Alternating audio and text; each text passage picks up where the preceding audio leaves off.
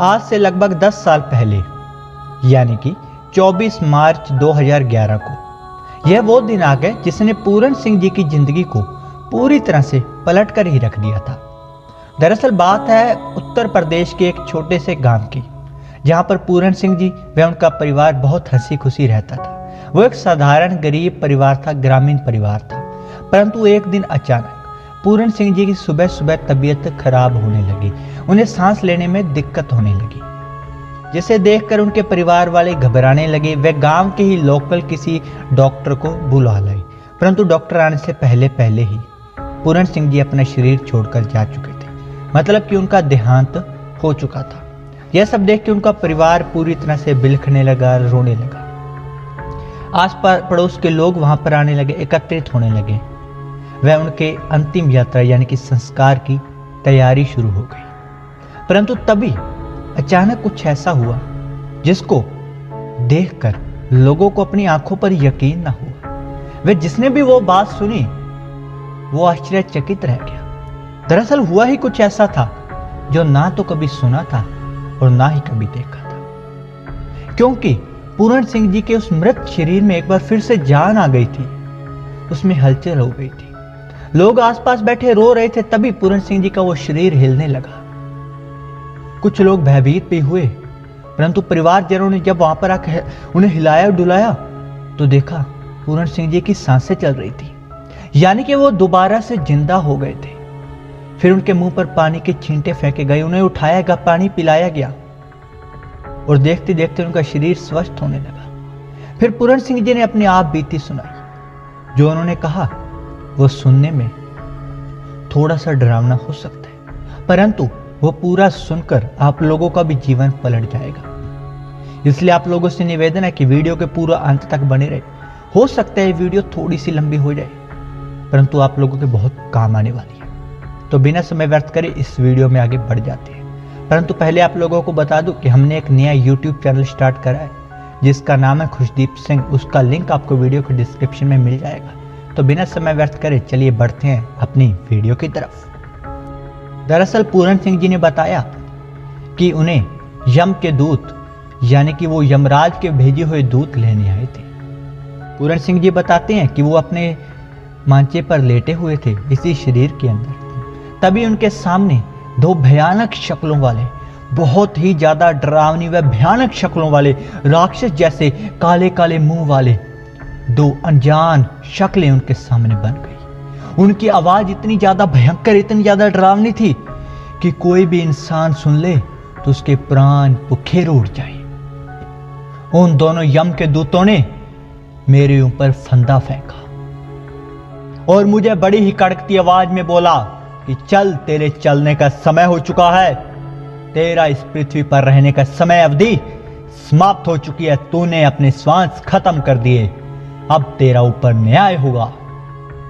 और उस आवाज को सुनने के बाद पूरन सिंह जी बताते हैं कि वो बहुत ज्यादा भयभीत हो गए। उन्होंने अपने घर वालों को आवाज लगाने का प्रयत्न करा, परंतु ये क्या, उनके मुंह से तो आवाज ही नहीं निकल रही। फिर उन्हें स्मरण हुआ कि हाँ, जब भी किसी व्यक्ति की मृत्यु होने वाली होती है तो सबसे पहले उसकी जुबान बंद हो जाती है। शायद यही वजह है कि आज तक कोई नहीं बता पाया कि क्या होता है मृत्यु के समय। उसके बाद पूरन सिंह जी बताते हैं कि मेरी जो शरीर के अंदर की आत्मा थी वो मुझे महसूस होने लगी कि यम के दूत उसे मेरे शरीर के अंदर से खींच रहे हैं, उसे निकाल रहे हैं। परंतु मेरी आत्मा को इस शरीर से, इस दुनिया से इतना मोह था कि वो शरीर को त्याग कर नहीं जाना चाहती थी। वो लड़ रही थी उनसे, वो भाग रही थी, वो मेरे शरीर के अंदर छुप रही थी, परंतु वो उसे खींचने लगी।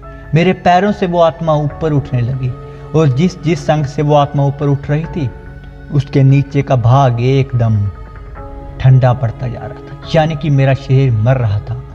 मैं उस चीज को महसूस कर पा रहा था कि मेरा ये शरीर मर रहा है। मेरे आसपास बैठे एक दो व्यक्ति भी इस बात का आभास नहीं कर पा रहे थे कि मैं मर रहा हूं। हाँ, मेरे को पीड़ा हो रही थी, मैंने हाथ पांव फैलाए थे, परंतु उन व्यक्तियों को लगा कि ये सामान्य वैसी ही पीड़ा हो रही है। उन्हें आभास भी नहीं था कि मेरे सामने यम के दूत खड़े हैं। पूरन सिंह जी ने मृत्यु के समय होने वाले दर्द को कुछ इस प्रकार बयान करा है उन्होंने कहा, मौत की घड़ी को सबसे भयानक घड़ी कहते हैं। मौत के समय, इस शरीर से अलग होने के समय जीव को जो तकलीफ होती है उसका वर्णन नहीं किया जा सकता। भाव बहुत ही बुरी दशा होती है। मौत के समय सारा शरीर अकड़ जाता है, हाथ पैरों के जोड़ मुड़ जाते हैं, खून का पानी बन जाता है, चेहरा पीला पड़ जाता है, आंखें खड़ी हो जाती हैं, दिल की धड़कन बंद हो जाती है और शरीर धीरे धीरे ठंडा होना शुरू हो जाता है। आत्मा शरीर के रोम रोम में जा छुपती है, परंतु काल शरीर की सब हड्डियों को तोड़ फोड़ कर आत्मा को निकाल कर ले जाता है। आपको बता दें कि श्रीमद् भागवत पुराण में भी इसका वर्णन मिलता है। आत्मा के शरीर में से निकलने के समय इतना दुख तथा दर्द होता है कि जितना कि 100,000 बिच्छू इकट्ठे मिलकर डंक मारे, एक बिच्छू के डंक मारने पर ही शरीर में इतनी जलन होती है कि 8 पहर तक जीव तड़पता रहता है। इससे उस भयानक दुख का अनुमान बड़ी आसानी से लगाया जा सकता है। कुरान शरीफ में भी इसी तरह फरमाया गया है कि एक कांटेदार झाड़ी को गुद्दा के रास्ते से डालकर मुंह के रास्ते खींचा जाए तो जितनी तकलीफ होती है उतनी ही मौत के समय होती है। शहनशाह मस्ताना जी फरमाते हैं, वह जिस तरह किसी रेशमी कपड़े को किसी कांटेदार झाड़ी पर फेंक कर खींचा जाए तो वह चिथड़े चिथड़े हो जाता है, इसी तरह जब आत्मा को शरीर में से निकाला जाता है तो उसकी भी ऐसी ही हालात होती है। मौत के समय जीव को बहुत भारी कष्ट सहन करना पड़ता है।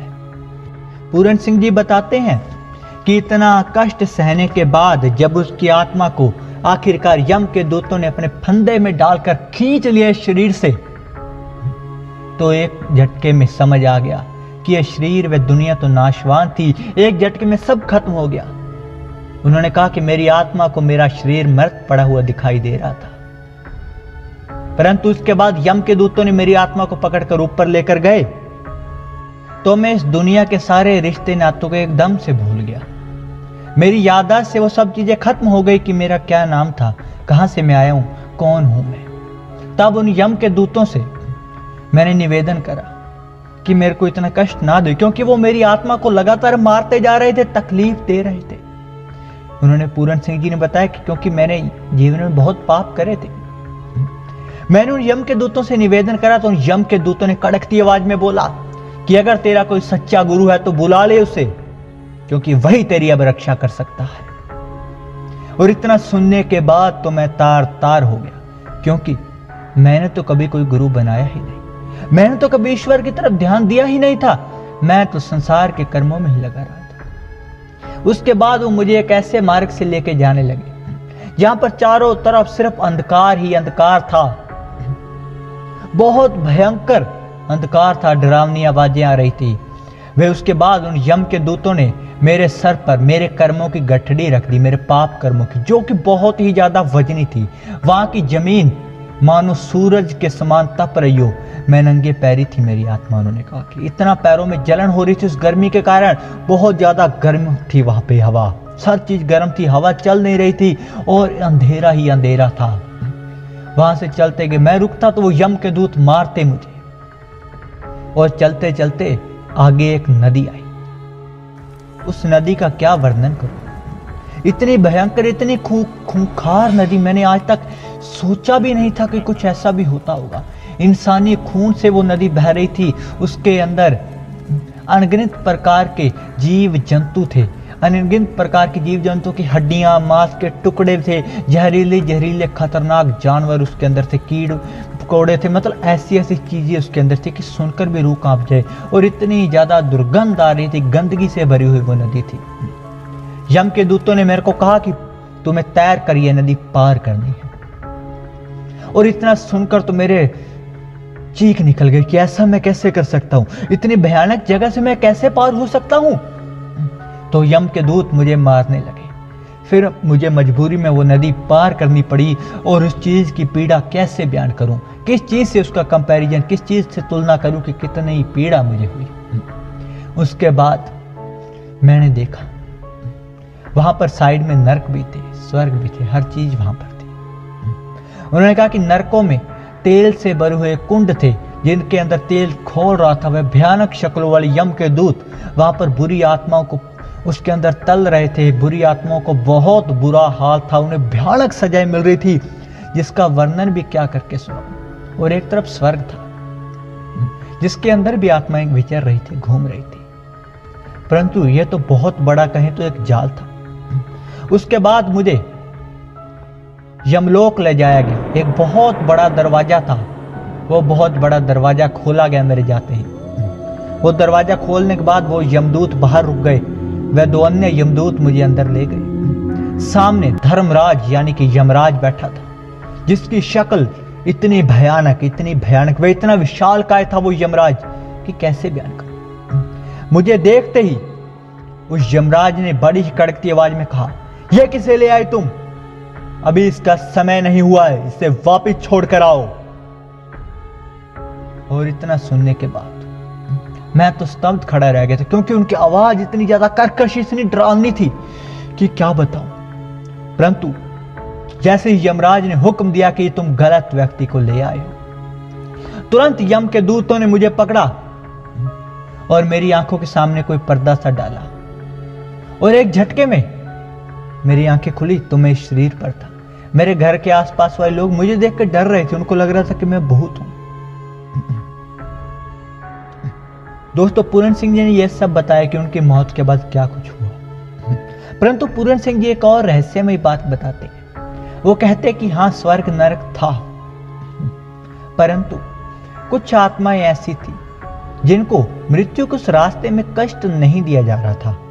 वो आत्माएं साइड से जा रही थी, बहुत अच्छे मार्ग से जा रही थी। वो आत्माएं कौन थी? क्योंकि स्वर्ग में जाने वाली और नरक में जाने वाली दोनों ही आत्माओं को मेरे साथ वाले रास्ते से ले जाया जा रहा था, परंतु एक दूसरा रास्ता था। उन आत्माओं को ना धर्मराज के राज्य में रोका गया, ना कहीं पर रोका गया, उन्हें तो कहीं और ही ले जाया गया था। और जो आत्माएं स्वर्ग में भी थी वो भी थोड़ी सी विचलित नजर आ रही थी। यानी कि कुछ तो ऐसा रहस्य है जो इंसानी सोच से बाहर है, जो स्वर्ग नरक यमलोक से भी शायद पार कुछ और भी होता है, जहां से वो दूसरे रास्ते से आत्माएं जा रही थी। इस प्रकार का वर्णन करा पूरन सिंह जी ने अपने मौत के बाद की जिंदगी का। कैसा लगा आप लोगों को कमेंट करके बताएं। मिलते हैं नेक्स्ट वीडियो में, तब तक के लिए रब रखा।